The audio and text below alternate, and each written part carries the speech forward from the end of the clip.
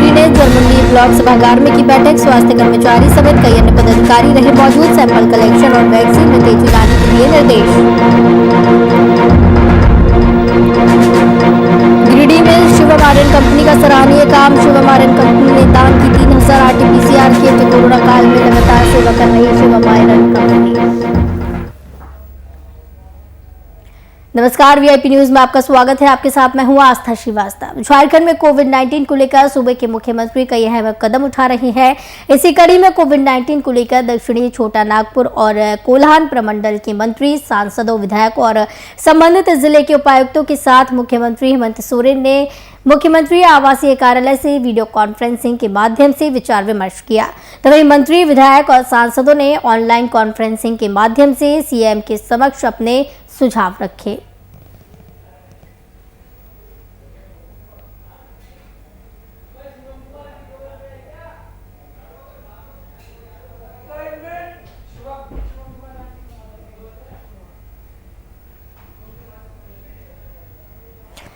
इस खबर की तमाम जानकारी के लिए हमारे साथ संवाददाता शुभम कुमार जुड़े हुए हैं।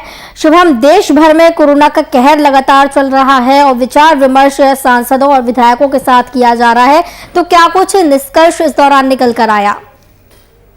बिल्कुल आस्था, देखिए, बढ़ते संक्रमण को देखते हुए झारखंड के मुख्यमंत्री हेमंत सोरेन लगातार कोरोना पर मंथन कर रहे हैं और इस मंथन का नतीजा है कि झारखंड में अब कोरोना की रफ्तार धीमी पड़ी है।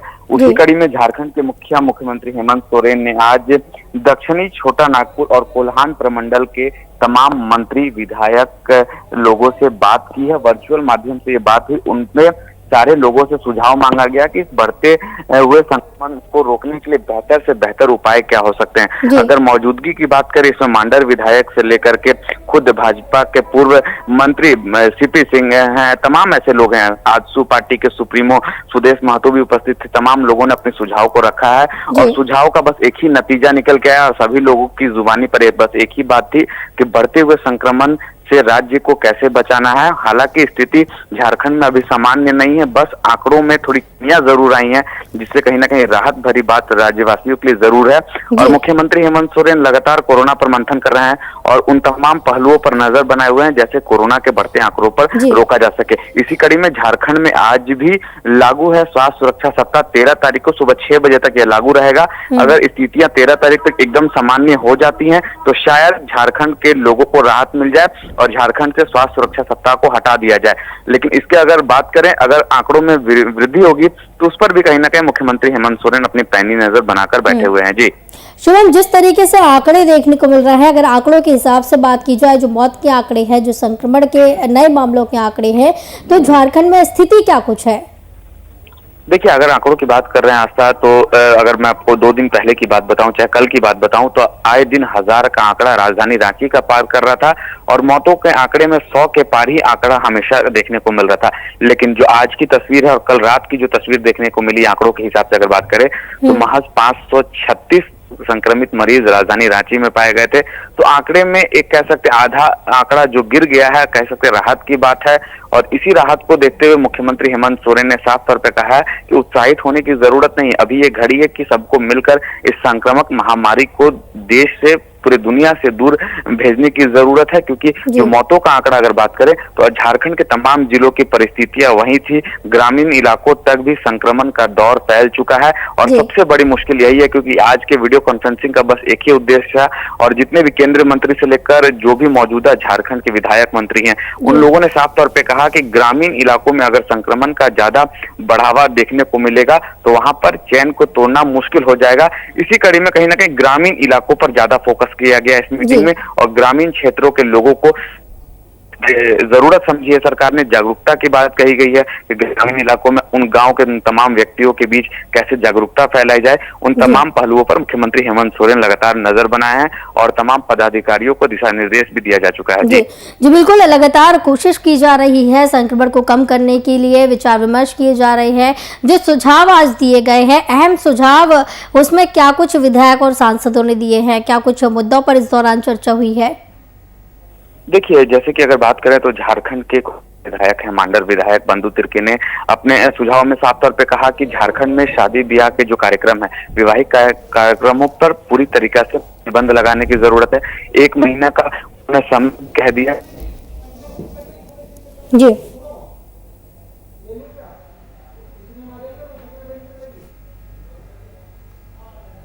जी शुभम, बिल्कुल जिस तरीके से लगातार कोरोना का कहर जारी है, मुख्यमंत्री हेमंत सोरेन भी पहल कर रही हैं और लगातार कोशिश कर रहे हैं कि किसी भी तरह से कोरोना संक्रमण में कमी आ जाए। बहुत बहुत धन्यवाद शुभम कुमार, हमारे साथ जुड़े थे संवाददाता इस खबर की तमाम जानकारी के लिए।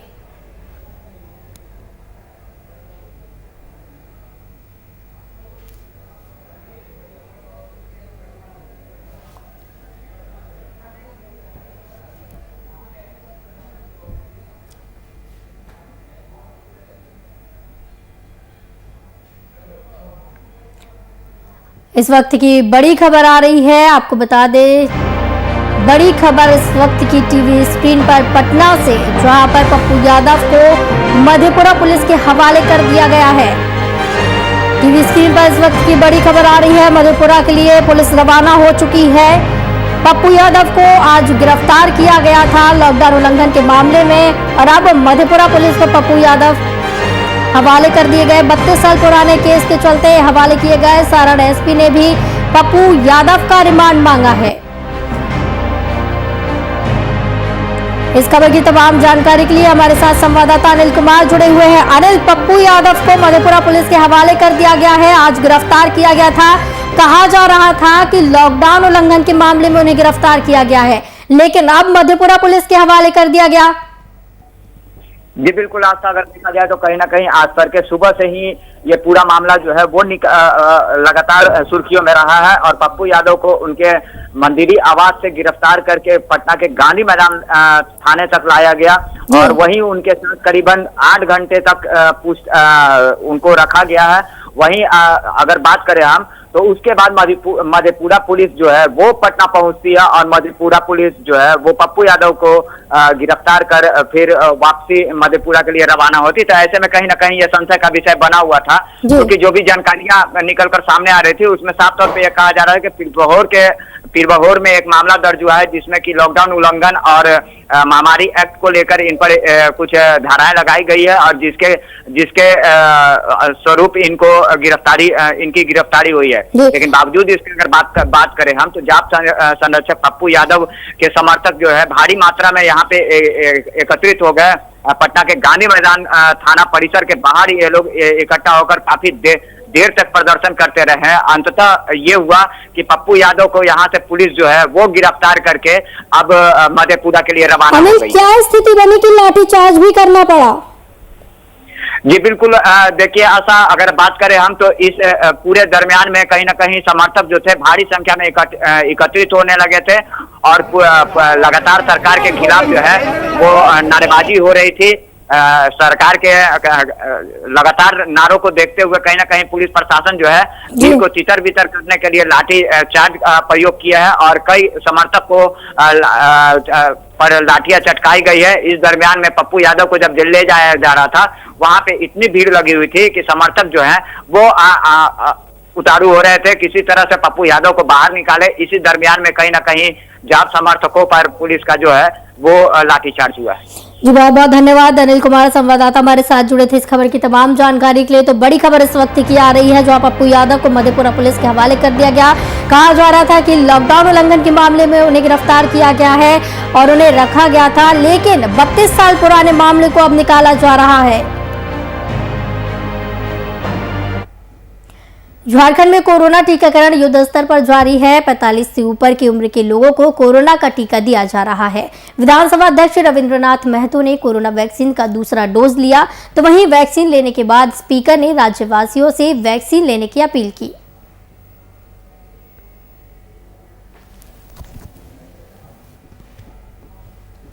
जो लोग वैक्सीनेशन नहीं कराए हैं उन लोगों से मेरा आग्रह है कि वो यथाशीघ्र वैक्सीन को दोनों डोज, पहला और दूसरा अवश्य ले लें।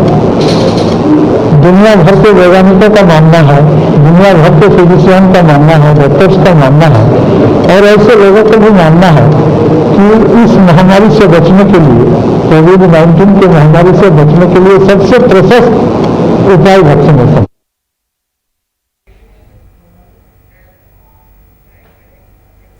झारखंड के कृषि मंत्री बादल पत्रलेख ने जनमुंडी ब्लॉक सभागार में अधिकारियों के साथ बैठक की है। बैठक में प्रखंड स्तरीय स्वास्थ्य कर्मचारी समेत कई अन्य पदाधिकारी मौजूद रहे। इस दौरान उन्होंने सैंपल कलेक्शन और वैक्सीन में तेजी लाने के निर्देश दिए। साथ ही उन्होंने जनमुंडी में कोरोना संक्रमण के मौजूदा हालातों की जानकारी हासिल की। तो वहीं बैठक के बाद मीडिया से बातचीत करते हुए उन्होंने हारेगा कोरोना, जीतेगा झारखंड का नारा देते हुए जनता से कोरोना का टीका लेने की अपील की।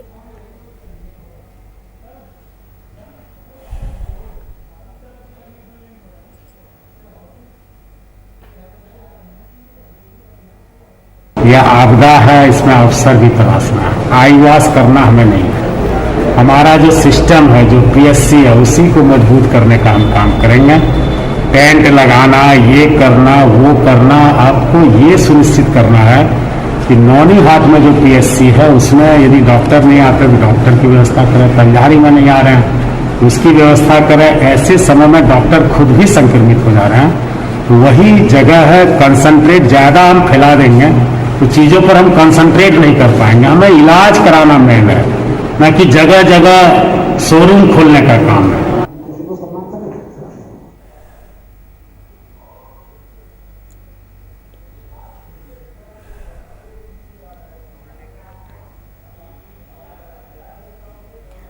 झारखंड सरकार के मंत्री चंपाई सोरेन, सरायकेला के डीसी अरवा राजकमल और एसपी मोहम्मद अर्शी ने मेडिसिन, फूड और ऑक्सीजन बैंक की शुरुआत की है, जिसका शुभारंभ आज जिले के आदित्यपुर थाना परिसर से मंत्री चंपाई सोरेन, डीसी और एसपी ने हरी झंडी दिखाकर किया।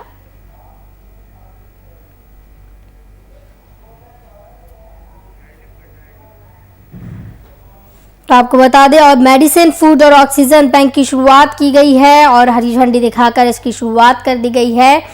इस दौरान कई लोग मौजूद रहे। चंपाई सोरेन ने हरी झंडी दिखाकर इसकी शुरुआत की है और इसका रवाना किया है।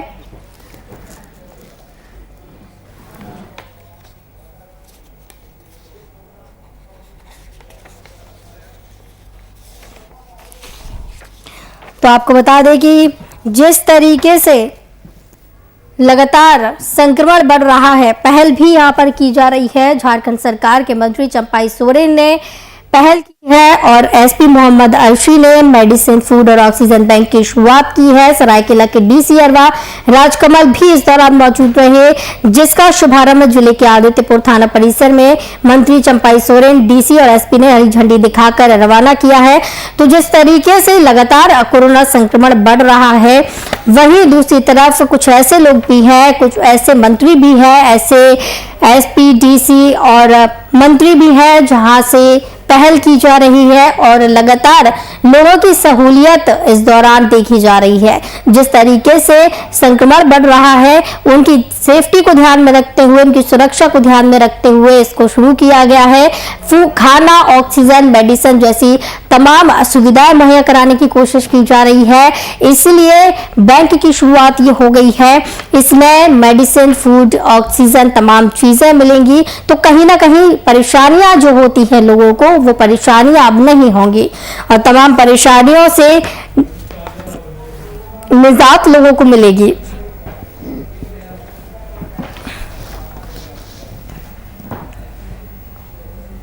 गिरिडीह में शिवम आयरन कंपनी लिमिटेड की ओर से आज निःशुल्क 3000 पीसीआर टिकट उपायुक्त को सौंपी गई है। कंपनी के एमडी प्रमोद अग्रवाल ने उपायुक्त कार्यालय पहुंचकर उपायुक्त राहुल कुमार सिन्हा को किट सौंपी है। बता दें कि शिवम आयरन कंपनी लगातार इस महामारी के दौर में जरूरतमंद लोगों की सेवा में लगी हुई है।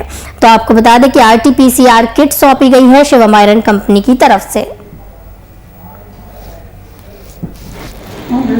कोविड महामारी को देखते हुए आज मैंने 3030 आरटीपीसीआर किट उपायुक्त महोदय को भेंट किया है। वो ये शिवम ग्रुप की ओर से Shivam iron steel company limited के द्वारा उपायुक्त महोदय को दिया गया है। यह जनता के लिए है, यह फ्री ऑफ कॉस्ट है और इसके साथ ही साथ हम लोगों ने कल मारवाड़ी युवा मंच को 51,000 रुपया लकड़ी शमशान घाट में लकड़ी के लिए भी हम लोगों ने हमारे ग्रुप में दिया है।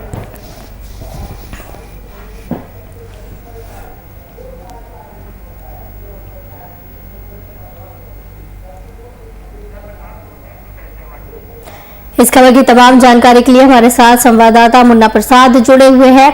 मुन्ना, कोरोना काल में लगातार कंपनी सेवा कर रही है। शिवम आयरन कंपनी ने आरटीपीसीआर की 3,000 किट दी है, तो कहीं ना कहीं जहां पर लोग परेशान हो रहे हैं, जहां पर कमियां देखने को मिल रही है, असुविधा हो रही है, तो कुछ लोग ऐसे भी हैं जो बढ़ चढ़कर सेवा कर रहे हैं। जी, दरअसल गिरिडीह में जो भी आयरन फैक्ट्री यहाँ पे है, इसके पहले सलूजा गोल्ड ने भी जिला प्रशासन को 3,000 आरटीपीसीआर किट उपलब्ध कराया था जी। और आज शिवम आयरन कंपनी की ओर से 3,000 आरटीपीसीआर किट उपलब्ध कराया गया है, क्योंकि जितने भी इंडस्ट्रीज हैं, जो भी औद्योगिक घराने हैं, उन लोगों के पास सरकार की ओर से गाइडलाइन सेंट्रल गवर्नमेंट की ओर से दिया गया है कि कुछ पैसे आप सामाजिक कार्यों में भी खर्च करें।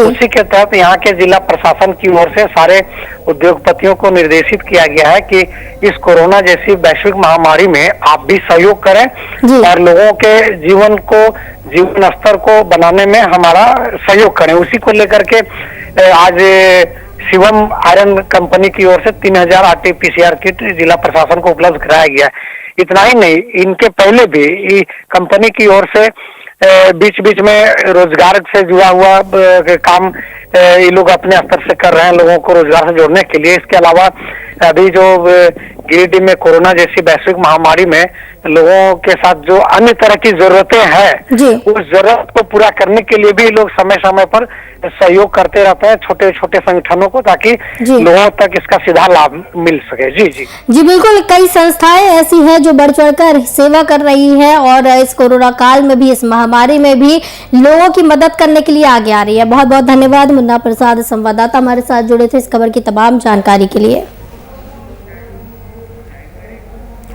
भले ही सरकार लाख दावे कर ले, पर हकीकत सामने आ ही जाती है। ऐसा ही एक मामला दुमका जिले के जामा ब्लॉक के आसनजोर गांव के रहने वाले पीड़ित किसान का है। पीड़ित किसान ने अपना धान 7 फरवरी को जामा ब्लॉक के लकड़ा पहाड़ी लैंपस में बेचा था, लेकिन 3 माह बाद भी अभी तक उसका बकाया राशि भुगतान नहीं की गई।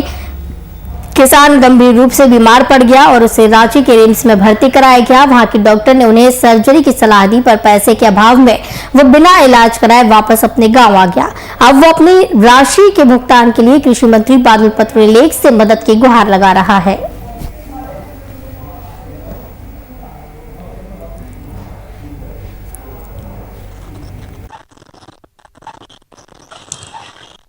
लॉन्च में धान दिए हैं 7 फरवरी को, और धान दिए है, उसके बाद जो अभी तक एक किस्त का पैसा नहीं आया है। तो जो है स्वयं बीमारी से ग्रस्त हैं। रांची रिम्स के डॉक्टर द्वारा जो ऑपरेशन करने का सलाह दिए हैं, तो सलाह दिए तो पैसा के लिए वहाँ जो है सो खर्च करने लगा, उसके जिसके चलते हम जो है सो वहाँ भर्ती नहीं हो पाए। और धान दिए थे सर अपना इलाज के लिए जो है सो हो जाएगा। गिरिडीह शहर के पंचवा थाना क्षेत्र में एक पिकअप वैन की टक्कर से साइकिल सवार की मौत हो गई। मौत के बाद स्थानीय आक्रोशित हो गए और जिसके बाद गिरिडीह जमुआ मार्ग को जाम कर मुआवजे की मांग करने लगे। घटना की सूचना पाकर पंचवा थाना प्रभारी घटनास्थल पर पहुंचे और आक्रोशित लोगों को समझा बुझाकर मामले को शांत कराया।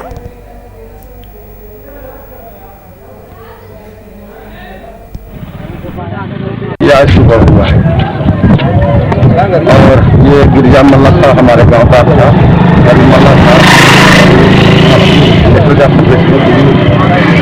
इसका जो इसका बाइक था, टंकी लगा हुआ था और घुसरते हुए इसको कम से कम 400 ये ड्राइवर का लापरवाही है। जैसे अगर मान लीजिए लगा हमें तो लगता है ड्राइवर को मिल या झटक लगा और उसी चीज का एक्सीडेंट, ये ड्राइवर का लापरवाही के कारण इसका एक्सीडेंट हुआ है, जिसमें हम लोग सरकार से भी मांग कर रहे हैं। प्रशासन के भी इसका जो मुआवजा होता है, ये मुआवजा इसको मिलना चाहिए। पलामू में अपने 14 वर्षों से लापता पुत्र का इंतजार कर रहे पिता की सांसें कोरोना ने रोक ली। 14 सालों से लापता बेटे की पत्नी और पोती की देखभाल करने वाले पिता की सांसें थम गईं, लेकिन उसका बेटा नहीं आया। पलामू जिले के मेदिनीनगर शहर के बारालूटा गांव निवासी स्वर्गीय बाल मुकुंद शुक्ला का इकलौता बेटा विनय शुक्ला 14 सितंबर 2007 से किसी बात की नाराजगी को लेकर घर से निकला था, जो आज तक वापस नहीं लौटा। वहीं मृत व्यक्ति के रिश्तेदारों ने उनका अंतिम संस्कार किया, जिसके बाद लापता बेटे के पिता के जाने के बाद बहू और पोती के जिंदगी में पहाड़ टूट पड़ा।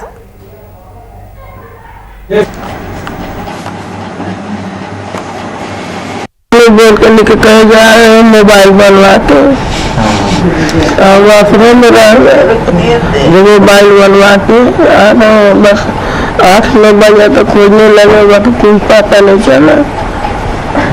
बहुत जिद्दी था वो, जा रहे हैं मोबाइल बनवा के तुरंत, बस आएंगे मोबाइल बनवाओ तो हाँ सब दिन उठते रहते थे। जब हम 4 साल के थे तो उनको पापा छोड़ के चले गए और आज तक कभी नहीं है, और उसी के चलते मेरे बाबा भी चले गए। बाबा एक सहारा थे, वो भी सब लोग को छोड़ के चले गए। आज तक कभी नहीं, पापा को नहीं कभी फोन आया प्लीज जल्दी से जल्दी भेज। राज्य सरकार द्वारा कोरोना की चेन को तोड़ने के लिए स्वास्थ्य सुरक्षा सप्ताह यानी मिनी लॉकडाउन लगाया गया है। इस मिनी लॉकडाउन की वजह से कई गरीब तबके के लोगों को कई तरह की परेशानियों का सामना करना पड़ रहा है। बात करें बासुकीनाथ धाम के पंडा पुरोहितों और स्थानीय दुकानदारों की, तो इस मिनी लॉकडाउन ने इन लोगों पर गहरा प्रभाव डाला। जब इसके बारे में स्थानीय विधायक सह कृषि मंत्री को बताया गया तो उन्होंने समस्या का समाधान करने का आश्वासन दिया।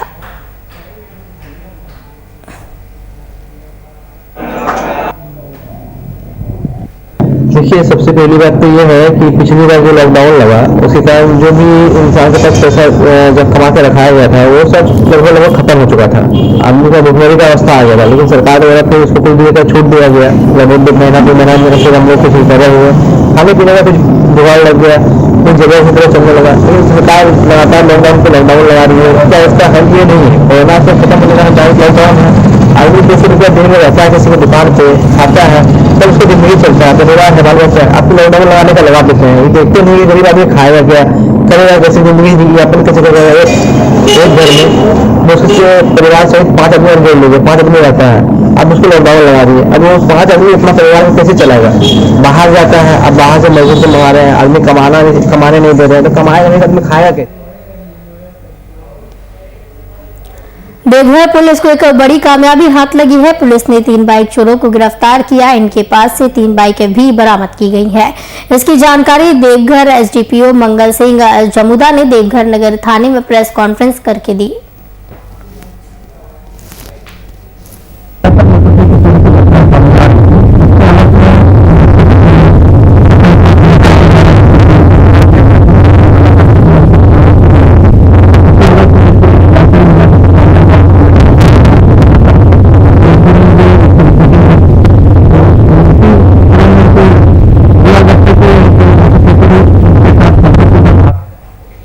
गिरिडीह जिले के गवा थाना क्षेत्र के शाहपुर में एक अज्ञात बाइक सवार युवक ने वृद्ध को टक्कर मार दी, जिसमें वृद्ध गंभीर रूप से घायल हो गया। तो वहीं आनंद फानंद में स्थानीय लोगों ने घायल को अस्पताल में भर्ती कराया, जहां इलाज के दौरान उसकी मौत हो गई।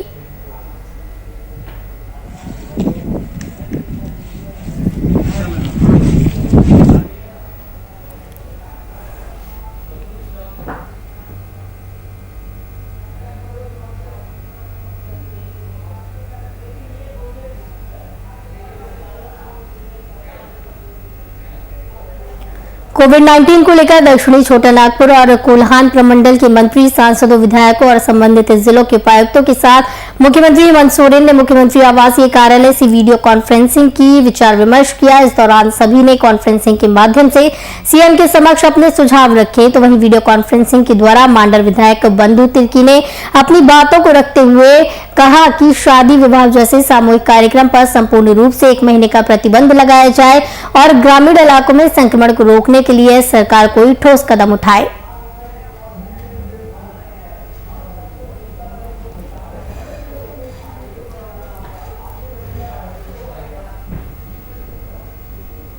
चाहिए। इसके लिए आपको पूरे टीम को बहुत बहुत बधाई देता हूं।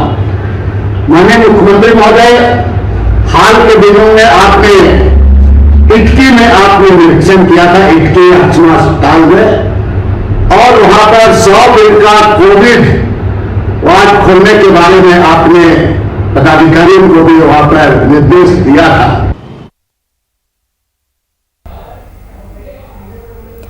खबरों का सिलसिला लगातार जारी रहेगा। मुझे दीजिए इजाजत। नमस्कार।